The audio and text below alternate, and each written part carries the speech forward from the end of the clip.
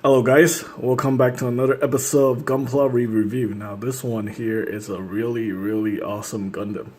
You don't normally hear me sing cool stuff about Gundams because obviously you guys know I'm a Xeon guy and Gundams just don't really appeal to me. But this one, however, it's really awesome. So this one here is the High Grade Universal Sentry HGUC 144 scale Crossbone Gundam X1. And this guy is just super cool. It's based on the manga. Crossbone Gundam took place after Gundam F91. It's at a part of a I guess part of the late Universal Century, and most of the mobile suit has been scaled down due to cost. But this suit here is still really awesome. And unfortunately, looks like Bandai only released the Crossbone Gundam X1 as a retail release. The X2, the X3 are all premium Bandai. And yeah, this thing is just so cool. Obviously, we're gonna get the real gray Crossbone Gundam X1 in 2019, and hopefully we're gonna get the other two as well. I'm actually kind of looking forward to that, but you know, I guess we'll see. I've seen a lot of photos online. It looks very promising. So anyway, let's go ahead and take a look at the box art. Even the box art here is really nice. This kit was made back in 2014. And it still holds up pretty good today. So let's go ahead and take a look at the side of the box. Very nice. This kit is highly underrated. And it's relatively unknown to a lot of people because you know, it's not part of the main UC timeline. And look at the price. That is amazing. 1,800 yen. So in Japan, you can get this kit for, I think, 15 bucks. That is definitely a really good price for such an underrated, awesome kit. Believe it or not, the size of the Crossbone X1 is about the same size as you know, Gundam Wing kits. They're the 16 meter Gundams, so they're kind of small, but yeah. But this guy is really cool. He's got so many gimmicks. So where do I start? Anyway, since this is a review, I have the original review already on this kit. So if you guys want to check that out, I'll put the link to the original review in the video description. So yeah, as you can see right here, it's got tons of details. Unfortunately, these details here, these are actually stickers, but you can barely tell. They're actually not that poorly done. So I'll show you this one right here. This is a sticker, but you can barely tell that these are stickers. Even the ones on the back, you know, it's pretty decent for what it is. The only one you can really tell is probably these stickers on the shoulders. Those doesn't look too great, but everything else is pretty dang good, pretty on point. Alright, so for the head, you do have a few options for the head. You can have the open mouth option. Unfortunately, this time it gives you a separate faceplate, so you have to swap that out. Yeah, on the real gray, you can just open the mouth. But I think it's going to be a little difficult consider how small this guy is. So yeah. They also recently released the metal build of the Crossbone X1. So if you have like 250 bucks and you really like the Crossbone X1, like my friend Mike at Tatsu Hobby, you should definitely consider picking up the metal build. That is the definitive Crossbone X1. Yeah. I guess yeah. The metal builds are the definitive version of any mobile suit in the Gundam universe. They're basically the most expensive, most well-made, most well-designed thing in the Gundam universe as far as a toy or figure goes. So anyway, I talk about the head gimmick. Let's talk about the feet gimmick. This is something that's often overlooked by a lot of people. So at the bottom of the Crossbone Gundam's feet, you see these pegs. These are where you attach the blades. These are very interesting looking blades. So it's got some hidden weapons here. You don't see this kind of gimmick on any other Gundam in the Universal Century, and I don't see them very often. I've seen some Gundams or some mobile suit with like grappy legs, but never attachment point for a knife. That's really cool. So yeah, it can like do a surprise kick attack on somebody, and it can definitely do it because of the universal joint for the hips. So this guy's got great posability. You can see that. It's got an ab crunch. It's got shoulder, swing out shoulder joints. It's just very well articulated. So that's definitely something cool that it can do. The hidden blade for the legs, and also it's got daggers. Now these are probably its weakest weapon. It's tiny daggers. Really has not much appeal whatsoever.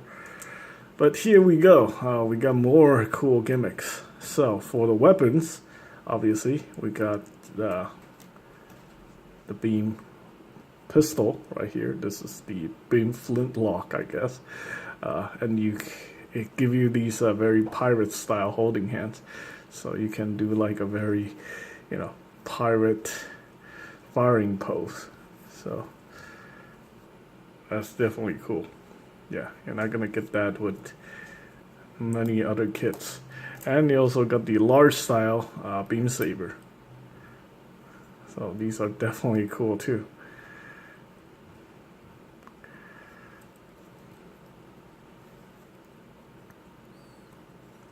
Yeah, really like that. A larger beam saber. And it also have its traditional beam sabers. There we go. We have two of these traditional beam sabers. And not only that, we also have the beam shield gimmick. So you swing out this part right here. You remove this part right here. You bring this forward. Then you reattach this piece right here.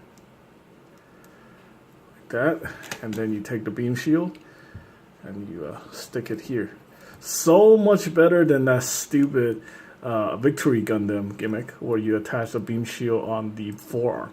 That just looks stupid. This is so much well done. And then this thing came before Victory Gundam.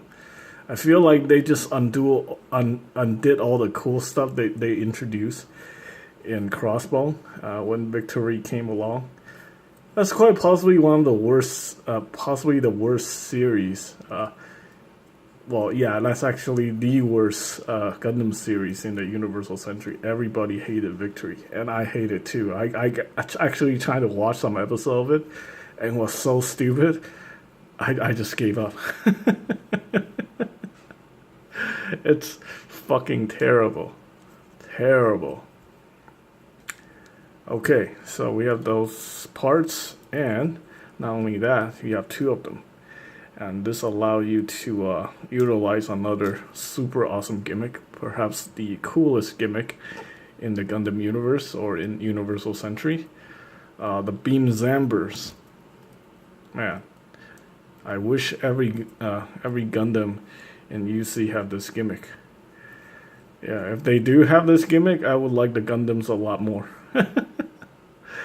Take a look at that. That is just awesome, man. The most underrated, most coolest gimmick in the Gundam franchise. The Beam Zambers. Yeah. I used to think Exia's GN sword is cool. It's pretty cool. One of the coolest gimmicks. The Gundam Wings Buster Rifle is pretty cool too. But this guy right here, these Beam Zambers are definitely very cool.